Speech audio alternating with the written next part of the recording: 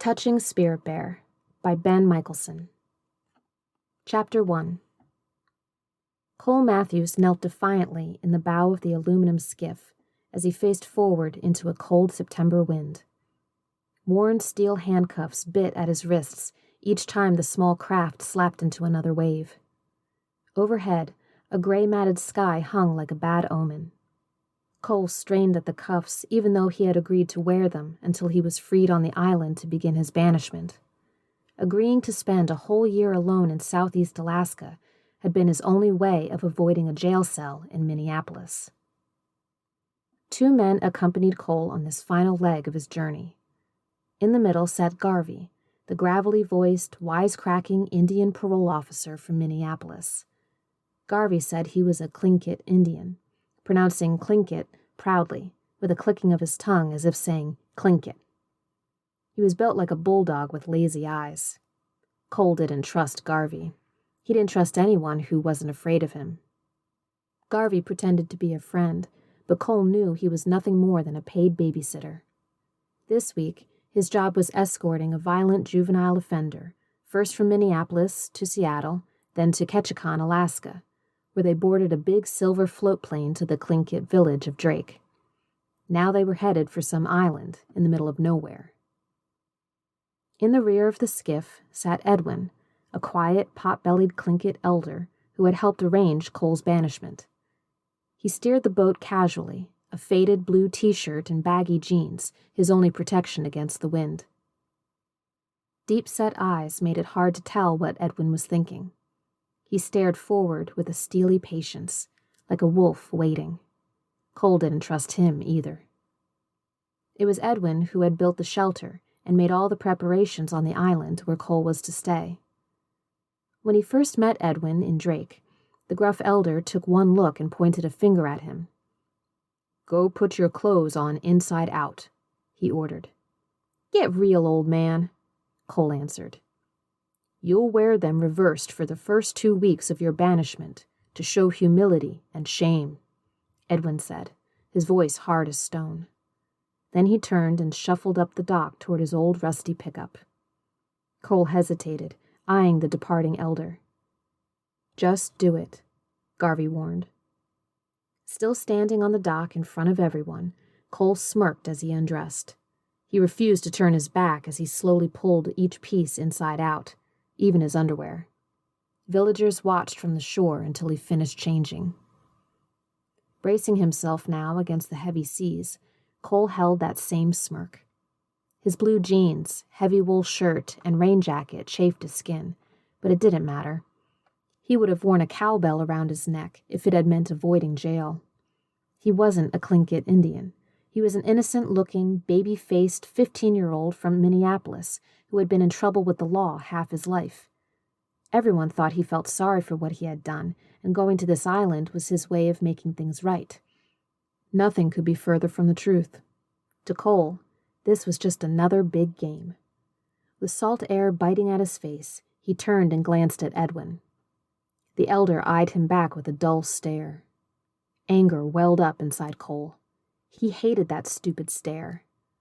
Pretending to aim toward the waves, he spit so the wind would catch the thick saliva and carry it back. The spit caught Edwin squarely and dragged across his faded shirt.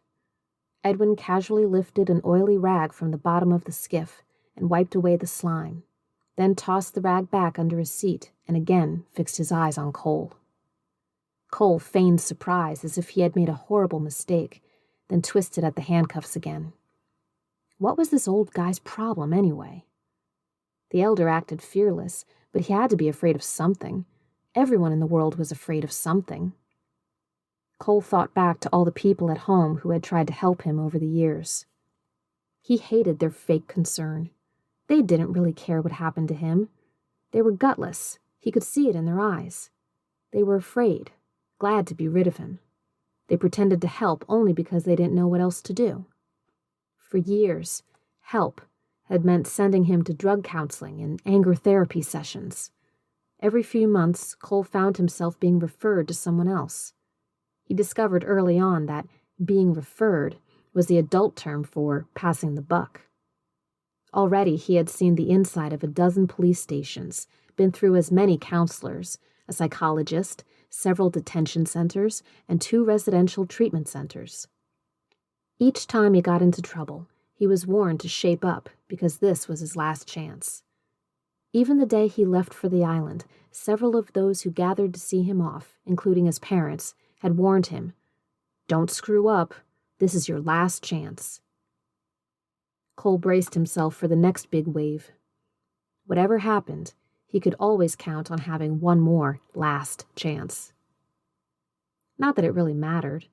He had no intention of ever honoring the contract he agreed to during the Circle Justice meetings. As soon as they left him alone, this silly game would end. Circle Justice was a bunch of bull. They were crazy if they thought he was going to spend a whole year of his life like some animal trapped on a remote Alaskan island. Cole twisted at the handcuffs again. Last year at this time, he had never even heard of Circle Justice. He hadn't heard of it until his latest arrest for breaking into a hardware store. After robbing the place, he had totally trashed it. The police might not have caught him, but after a week passed, he bragged about the break-in at school. When someone ratted on him, the police questioned Cole.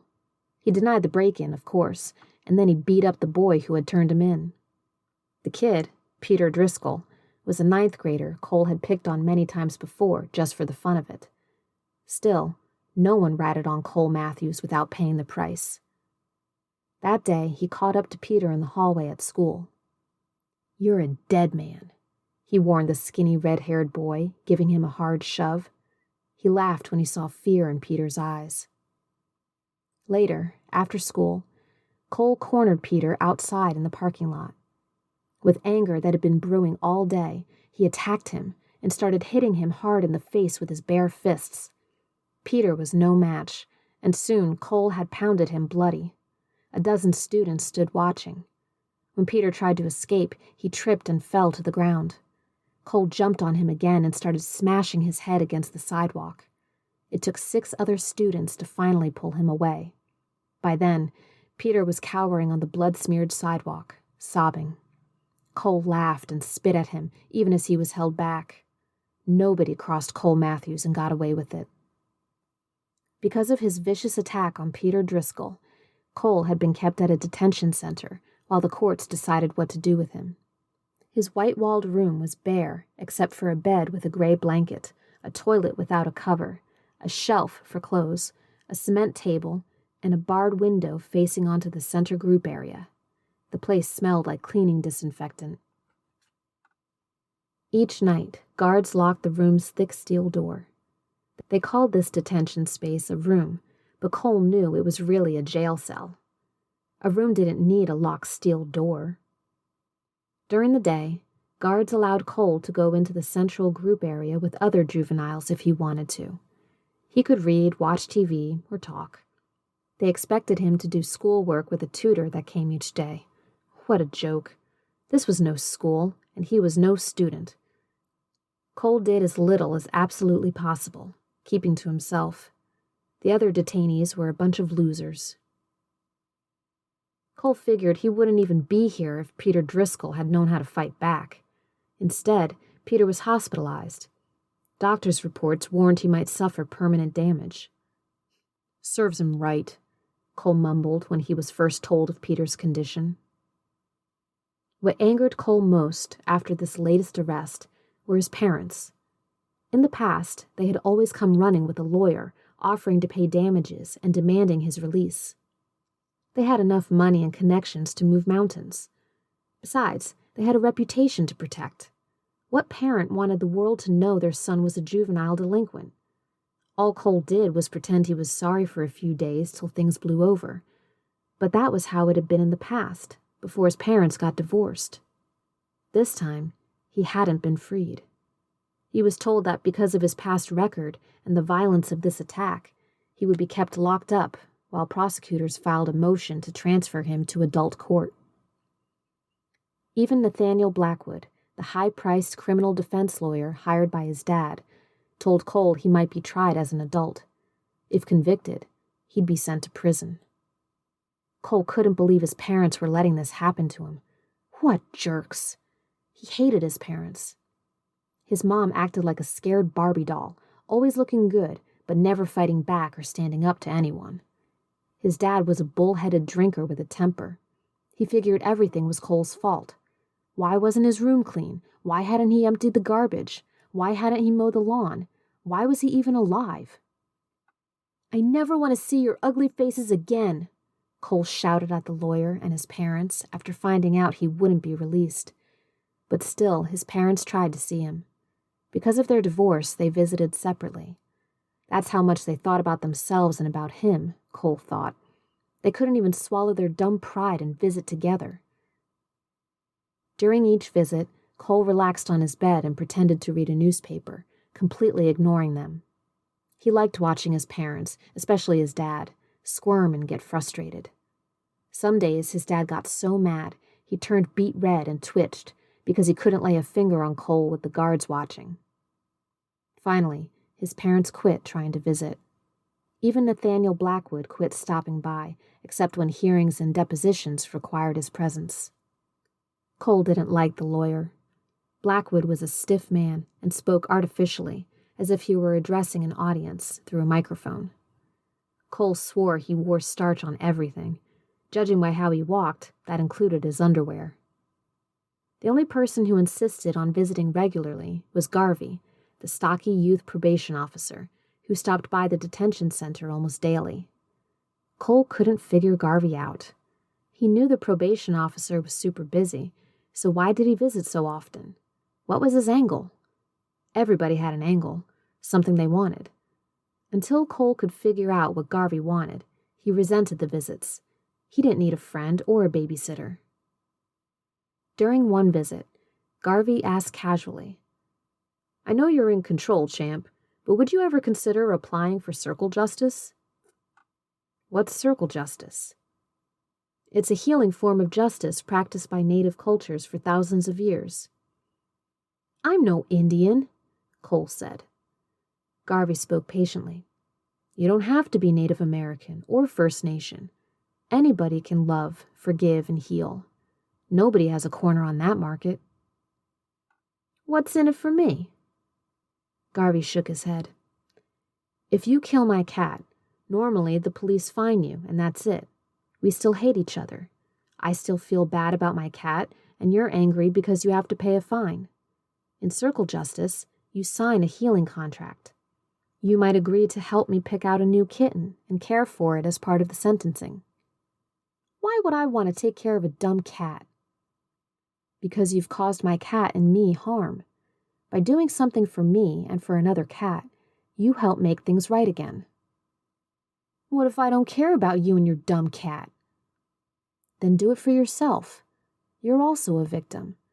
Something terrible has happened to you to make you want to kill a poor small animal." Cole shrugged. "Feeding a dumb cat beats paying a fine."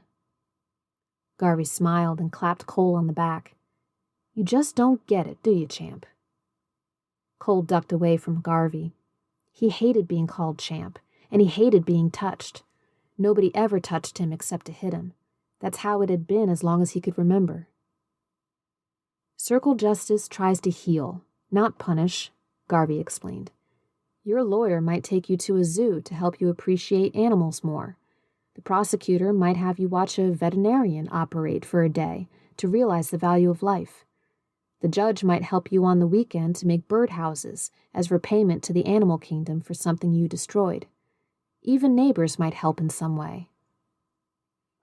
"They actually do this stuff here in Minneapolis?" Garvey nodded. "It's a new trial program. Other towns and cities are trying it too." "Why go to so much trouble?" "To heal. Justice should heal, not punish. If you kill my cat, you need to become more sensitive to animals. You and I need to be friends, and I need to forgive you to get over my anger. That's circle justice. Everybody is a part of the healing, including people from the community, anybody who cares. But healing is much harder than standard punishment. Healing requires taking responsibility for your actions." Cole bit at his lip. "So would this get me out of going to jail?"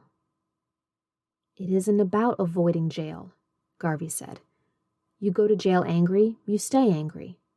Go with love. That's how you come back. This is all about how you do something, not what you do. Even jail can be positive if you go in with a good heart. I will say this, however. Usually the jail sentence, if there is one, is reduced under circle justice. That's all Cole needed to hear. He knew what game to play. How do I get into this circle justice stuff? He asked innocently. Garvey placed a hand on Cole's shoulder. I'll get you an application, he said. But you're the one who starts the process in your heart. He tapped Cole's chest. If you don't want to change, this will never work. Cole forced himself not to pull away from Garvey's hand. I really do want change, he said, using the innocent, childish voice that had served him well countless times before. Garvey nodded. Okay, let's see if you're serious. I'll help you with the application.